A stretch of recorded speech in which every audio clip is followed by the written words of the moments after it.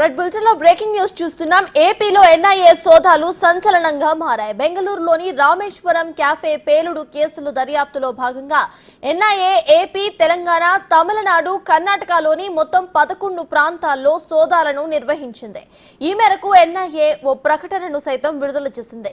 ఈ ఏడాది మార్చి 1న రామేశ్వరం క్యాఫేలో జరిగిన పేలుడు కేసులో సూత్రధారులుగా భావిస్తున్న మున్స్వేర్ హుస్సేన్, షాబీజ్, అబ్దుల్ మతీన్ తాహలకు సహకరించిన వారి కోసం దేశవ్యాప్తంగా గాలిస్తున్నారు. ప్రధాన నిందితులకు మరో 11 మంది సహకరించినట్లుగా ప్రాథమిక విచారణలో గుర్తించింది ఎన్ఐఏ.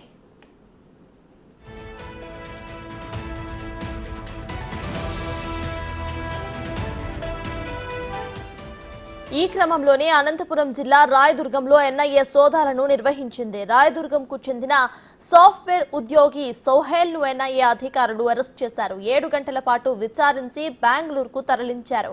రాయదుర్గం వేణుగోపాల స్వామి వీధిలో నివాసం ఉంటున్న విశ్రాంతి ప్రధానోపాధ్యాయులు అబ్దుల్ కు సోహెల్, మంథిన్ అనే 2 కుమారులు ఉన్నారు. గత కొంతకాలంగా అబ్దుల్ కుమారులు కనిపించడం లేదని ప్రచారంలో ఉంది. పెద్ద కుమారుడు సోహెల్ బెంగళూరులో సాఫ్ట్వేర్ ఉద్యోగి. ఏడాదిగా వర్క్ ఫ్రం హోమ్ చేస్తున్నాడు. మక్కా వెళ్లినప్పుడు సోహెల్ కు ఉగ్రవాదులతో పరిచయం ఏర్పడినట్టు ఎన్ఐఏ గుర్తించింది.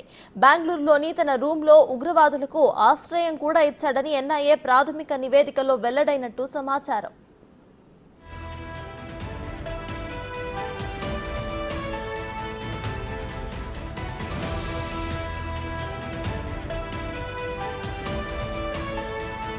రెండు నెలల కిందట రామేశ్వరం క్యాఫేలో జరిగిన బాంబు పేలుడు ఘటనలో నిందితుడిగా సోహెల్ స్నేహితుడిని గుర్తించారు. అతడితో కలిసి సోహెల్ హైదరాబాద్ కు వెళ్లేవాడని వారికి తెలిసిందే. బాంబు పేలుడు ఘటన నిందితుడితో పలుమార్లు వాట్సాప్ లో కూడా మాట్లాడటం, చాటింగ్ చేయటం వంటివి గుర్తించిన అధికారులు సోహెల్ కదలికలపైన నిఘాను ఉంచారు. ఇటీవల సోహెల్ ఎస్బీఐ ఖాతాలో భారీగా డబ్బు జమ అయినట్టు గుర్తించింది ఎన్ఐఏ. సెల్ ఫోన్ సిగ్నల్స్ ఆధారంగా సోహెల్ రాయదుర్గంలోని తన ఇంట్లో ఉన్నట్లుగా గుర్తించారు.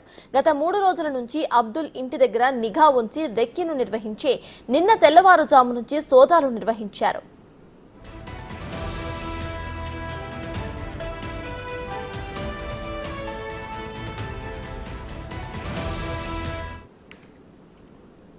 బెంగళూరు రామేశ్వరం కెఫే విచారణ ఇప్పుడు హైదరాబాద్ వరకు చేరింది. ఇదే విషయంపై పూర్తి డీటెయిల్స్ ను మా ప్రతినిధి యోగానంద్ లైవ్ లో అందించడానికి సిద్ధంగా ఉన్నారు. యోగానంద్, చెప్పండి, ఇటు ఆ కెఫే పేలుడుకు సంబంధించిన కొంతమంది లింక్స్ ఇటు హైదరాబాద్ లో కూడా ఉన్నట్టుగా తెలుస్తోంది. అయితే ఇక్కడ కూడా ఎన్ఐఏ సోదాలు చేస్తూ ఒకరిని పట్టుకున్నట్టు తెలుస్తుంది. సో ప్రెసెంట్ అప్డేట్స్ ఏంటి? అనంతపురం జిల్లా రాయదుర్గంలో ఎన్ఐఏ సోదాల కలకలం రేగింది. రామేశ్వరం కేఫ్ సంబంధించిన పేలుడు నిందితులతో పరిచయాలు ఉన్నాయంటూ కూడా అబ్దుల్, అతని కుమారుడు సోహెల్ ని కూడా పోలీసులు అదుపులో తీసుకున్నారు. సో అబ్దుల్ బ్యాక్గ్రౌండ్ చూసే మాత్రం ఒక రిటైర్డ్ టీచర్ గా అబ్దుల్ ఉన్నారు. అబ్దుల్ రిటైర్డ్ టీచర్ ఉంటూ రాయదుర్గంలో నివాసం ఉండేవాడు.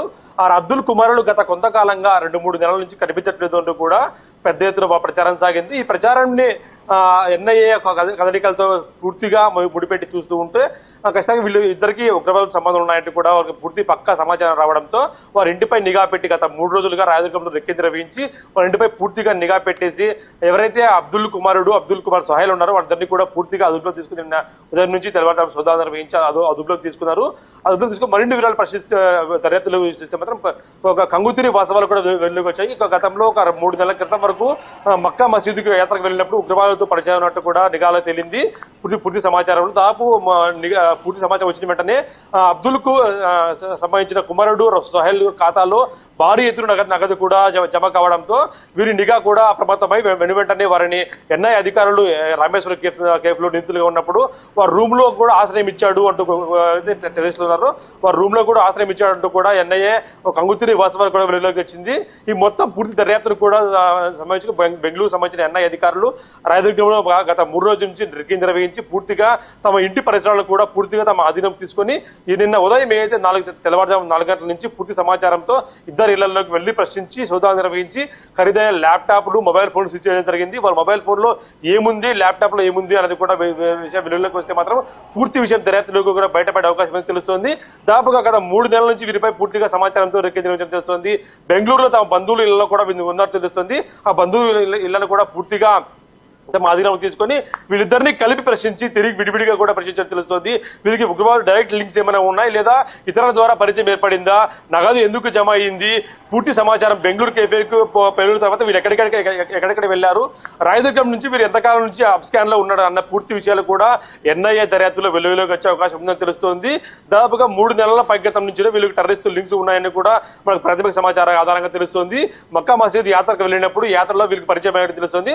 పరిచయం అయిన తర్వాత వీరు బెంగళూరులో ఒక రూమ్ లో కూడా కలిసి ఉండేవారు. కలిసి ఉన్న తర్వాత రామేశ్వరం కేవీ పేలుడు సంబంధించిన పేలుడు అయిన తర్వాత పూర్తిగా అబ్స్కాండ్ అయిపోయారు.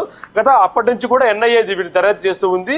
ఎన్ఐఏ దర్యాప్తులో బళ్ళారిలో కొన్ని రోజులు నివాసం ఉన్నట్టు కూడా తెలుస్తుంది. బళ్ళారి నుంచి వాళ్ళు కోల్కతాకు వెళ్ళి కోల్కతా నుంచి తిరిగి రాయదుర్గంలో వీరు ఉన్నట్టు తెలుస్తుంది. రాయదుర్గం నుంచి ఫోన్ కాల్స్ ద్వారా వీరు వాట్సాప్ చాటింగ్, ఫోన్ కాల్స్